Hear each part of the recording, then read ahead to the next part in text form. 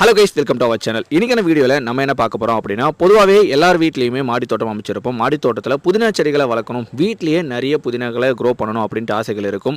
But இந்த மாதிரி க்ரீனிஷாக நீங்கள் வளர்க்கணுமா? நான் சொல்கிற இந்த டிப்ஸை ஃபாலோ பண்ணுங்கள்.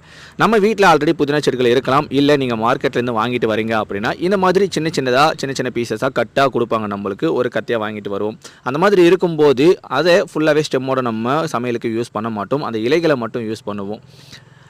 இப்போது நம்ம தோட்டத்தில் இருக்கக்கூடிய இந்த புதினா செடிகள்லேருந்து சின்ன பீசஸை நம்ம கட் பண்ணி வச்சுருக்கோம். அதுக்கப்புறம் சைடில் இருக்கக்கூடிய அந்த இலைகளை கட் பண்ணிவிட்டு ஒரு சின்னதாக ஒரு கண்ணாடி பவுல் எடுத்துக்கிறோம். அதில் தண்ணி ஊற்றிக்கிறோங்க. நம்ம எடுத்து வச்சுருக்க அந்த கட்டிங்ஸை மட்டும் அதில் போட்டு வைக்க போகிறோம். கரெக்டாக 4லேருந்து 5 நாட்களில் உங்களோட புதினா செடிகளில் வேர்கள் வளர்ந்துருக்கிறத பார்க்க முடியும்.